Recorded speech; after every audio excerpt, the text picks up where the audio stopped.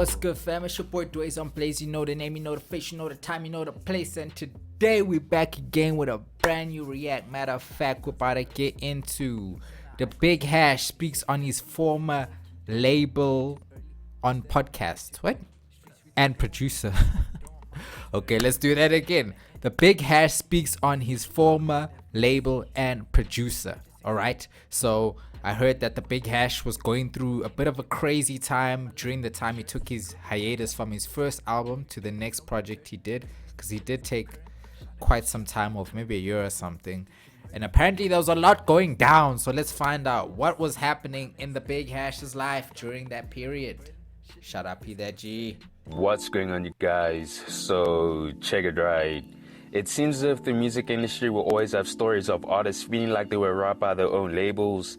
Now recently we had the Big Hash sit down with Zinga on Chopping It with Buddha T to give his side of the story in terms of why his career didn't pan out the way we all expected it to. So Hash spoke on various things in regards to the problems he had contractually with his former label, innanetwav. Now he spoke on his contractual obligations being messy to the point where he doesn't even want to mention the name of his former label. Hash references 2019 being a significant year for him because he came into the game blazing and had a lot of deals approaching him and his team, stating that free money was thrown at them. I want to say one thing. When it comes to innanetwav, I feel like they all came together and created the sound that Hash has, or at least the sound that Hash, was accustomed to for a long time. Because if you think of Solve, I think he's still a part of innanetwav, and then obviously you have the producer 808X. They still make music that sounds like it's music that could be used for Hash's projects or Hash's work, like the beats, the drum patterns, the Solve's flows, like his flows, his cadence, like his harmonies in Yana, like they all carry that Big Hash sound. So it's funny how like Big Hash to me was like innanetwav, and now without Big Hash, innanetwav don't really, I don't know if there's still life there, because I feel like they design their sound so heavily around Hash, or at least Hash's sound is so heavily influenced by innanetwav. Now Hash brings up the Adidas deal and how when he flew out to Cape Town for a campaign for them, he wanted to see the contract, only to find out that it's already been signed on his behalf. So he decided to play it cool and fulfill the contract, where the term was for 6 months. What's up with these labels signing contracts on people's behalf? Isn't that what happened to Zucci? They also signed on his behalf. Like, guys, no, that's not business, guys. You can't just sign on people's behalf. The guy has to sign himself, all right? Come on.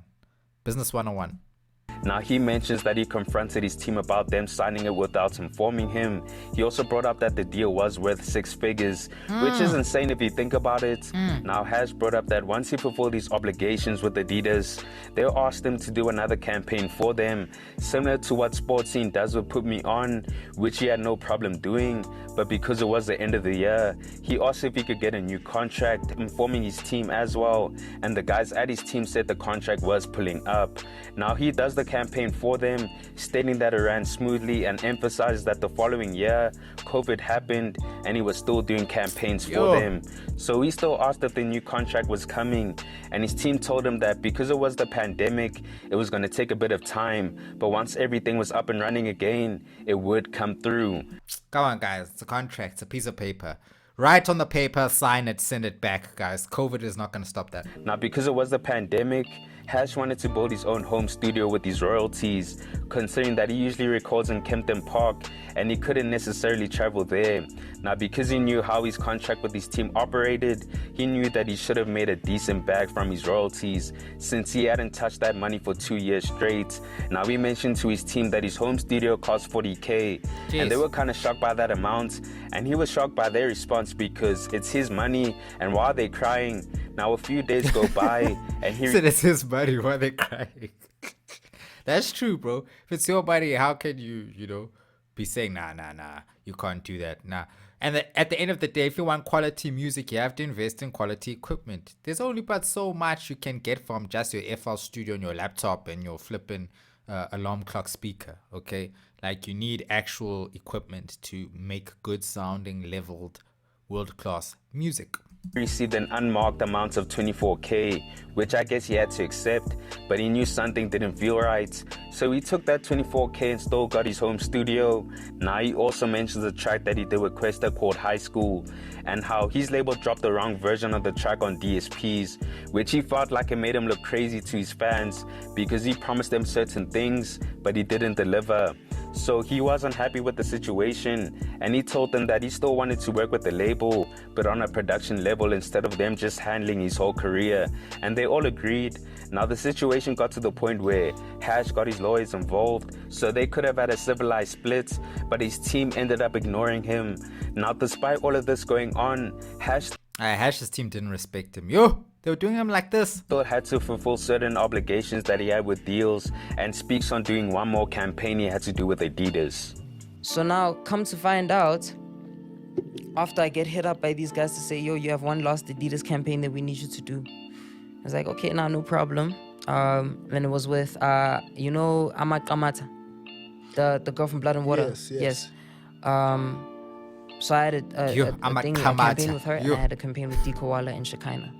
What a name. Yeah. So I remember that campaign, right? Yeah. So does that campaign. That was the final campaign. So I did that shit, and at the shoot, because at the time, like, I'd actually been in negotiations with RCA and Motown. Okay. So they were trying to sign me. Yeah. RCA and Big Hash. The Big Hash. RCA and Motown. That's crazy. Those are two huge labels in the US, especially when it comes to R&B.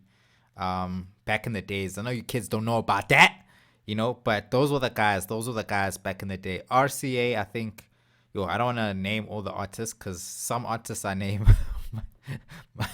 might get me taken down, but yeah, no, just know RCA good for R&B, Motown good for R&B. in Motown, nah. Dope.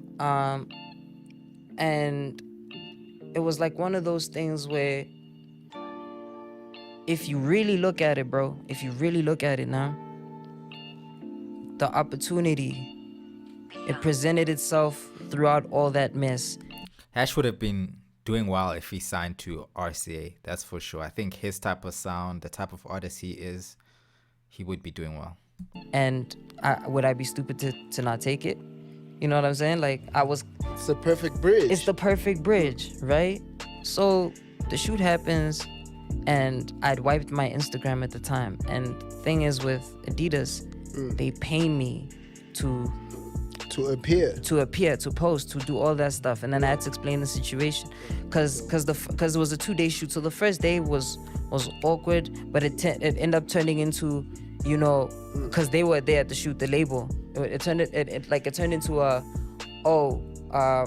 you know, I'm kicking it with my brother again. You know what I mean? Like, it's chill vibes, no issue, no. Yeah.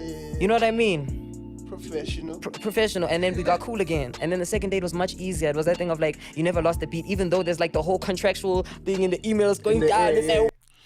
I just want to fast forward it because, yeah, guys, we don't want to take too long, but I might slow it down again. Hold on. War in the emails. But like, it was like, you know, we were all cool. Speed it up, not fast forward. Real life type shit. Cool. And then now find yourself in a situation where this guy says, I'm going to the garage. I'm going to go buy snacks. I'm coming back. Now the guy from Adidas, the guy that put me on, his name is Xavier. Shout out Xavier. Xavier pulls me to the side. He's like, Shout out Xavier from Adidas. Shout out Xavier. Buddha T here. Nice to meet you. He's not at Adidas anymore, but Oh, keep doing your nice thing. to meet you. Though. I said, but keep doing your thing. Man was trying to plug himself. He wanted the Adidas drip, bro. He wanted to get his straps, earn his stripes. We see you, Buddha T. So anyway, so this guy now, he pulls me to the side. He's like, yo, what's going on with your gram? What's going on with the situation? I was like, explain to him the whole thing. I was like, yo, look, I'm leaving the label. This was happening, but I want to keep this relationship that I have with you guys. Okay, cool, no problem, no stress. But thank you for working with us throughout the year. And as our contract expires, And I was like, wait, what? Hold up. Expires. Mind you, this was October. I say, hold up. This is 2020 still. This is 2020.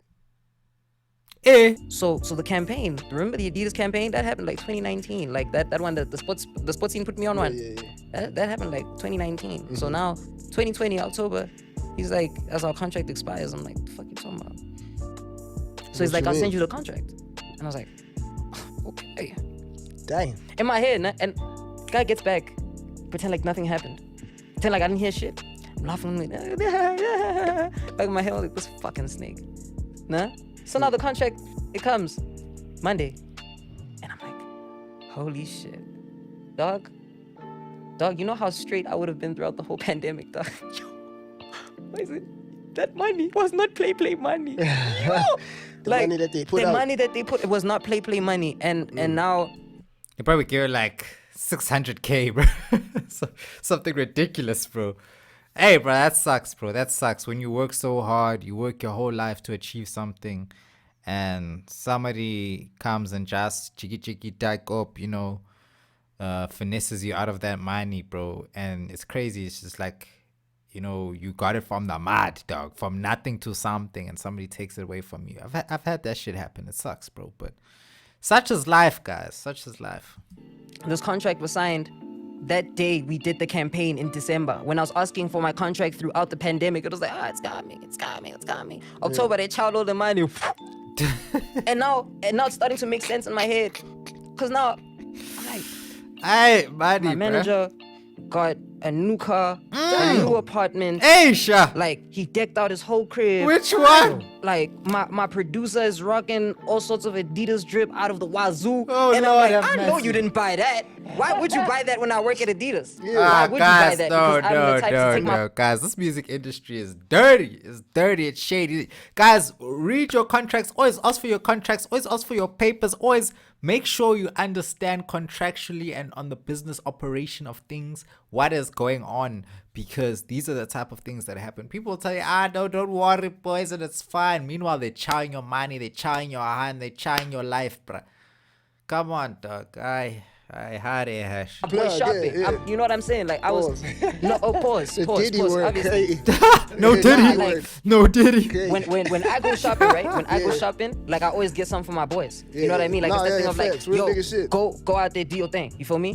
Cool. Yeah, go crazy. So now I'm like, I haven't gotten drip in months from these Adidas people.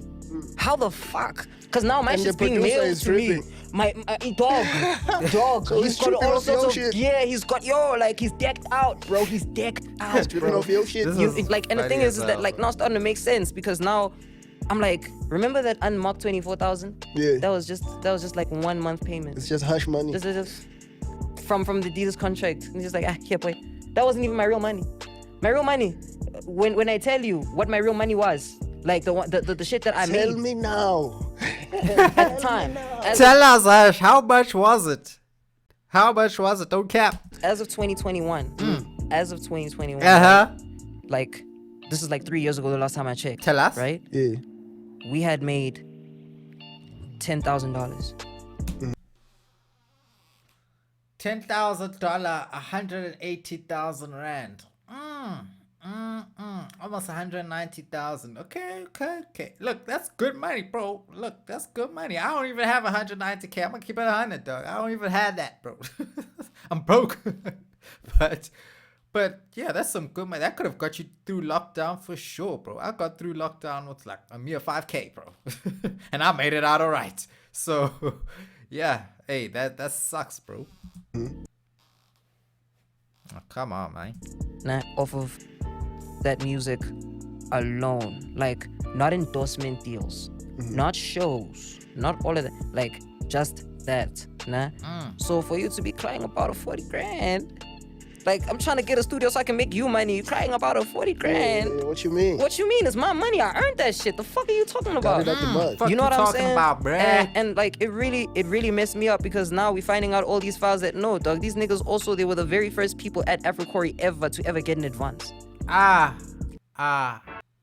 What's the issue? for that Dang. money you're talking about there. Yeah, because got- the catalog is doing something. Guys, I must now. So they got an advance and they didn't fund shit, any of my videos, nothing. I paid for that shit. I'm sure one of the videos that they paid for was from my show money. Come You know what I on, mean? man. Like, Nasty work. like it's nasty work because Dirty like those work. people, like Africorey didn't want to work with their label, they wanted to work with me. And I was told that by Africorey themselves. You know what I mean? And that's how that situation started. And still to this day, from that money, I have not seen a dime. Like, Ah, nothing, zero. no, And that's why I don't like listening to my old music no, also, no. because Yeah, I don't. because there's trauma There's, attached yeah, to dog, it. and Yeah. it's like that thing of like, yeah, I get it, you guys love it, and I understand that, but like, it's not good for me. It's not good for me to always look back like, Yeah. where my shit at, At or all, like, yeah, you know what yeah. I mean? Like, So clearly there was a lot going on and a whole bunch of wrongs that were associated with the deal that Hash had with Internet Wave. And so eventually he felt like it was right for them to just part ways, which is unfortunate because these were guys that Hash was close with from the beginning of his career, but he realized that they didn't have his best interests at heart. Now, because of the things that Hash mentioned in the interview, specifically about his producer wearing unreleased clothes from Adidas, while it prompted 808X to say the following: 808X. I've been quiet for too long watching you throw dirt on my name. Eh? After all I did, you discredit my efforts and achievements in front of you. Because of your sense of entitlement and jealousy, I've decided to take legal action instead of watching you run lips about fairy tales. Okay. Whoa. So it seems Whoa, that my started to brother. take legal. Whoa, my brother. Okay, so I just want to say this one thing. I've never heard Hash talk about this guy personally. Maybe on the low, like, you know, but in the public, I've never heard Hash speak on 808X or speak on anyone else from Internet Wave. Number one. Number two, why would Hash be jealous of 808X? Like, that just doesn't make sense. I don't think 808X is on the level of Hash. You know, I think Hash is a bit beyond where 808X is in the game. Not taking anything away from him, but I don't think he'll be jealous. And number three, you're taking legal actions. You take, bro. If this thing was not true, like in this situation, it's not true. I think you would just say on your Twitter, bro, that's not true. It's whatever, you know. He's talking fairy tales. But when you're taking legal action now about something, when somebody just says, hey, bro, I don't know what happened to the body. Hash didn't even say he took the body. Hash said, hey, bro, my label were tripping out in Adidas. They were getting the latest gear and everything. I was getting nothing. I didn't see anything. That's what he's saying. Now, I don't know how true Hash is. I don't know Hash like that. But I'm just saying that's how the story is being told. So I don't think that that requires a response like this from 808X, because it's just kind of like, bro, if you really feel like that was not the case and the label did whatever, I don't think you would be, I don't know, replying like this. I just think you would say, Hash, we all know what happened. You know, stop playing yourself. You would also brush it up and be like, oh, I'm taking legal action. How dare you? Like, I don't know. That's just how I see it. But anyway, guys, it's been your boy Dwayze. Please let me know what you think in the comment section below. Happy Easter, guys. Or I hope you had a good Easter. And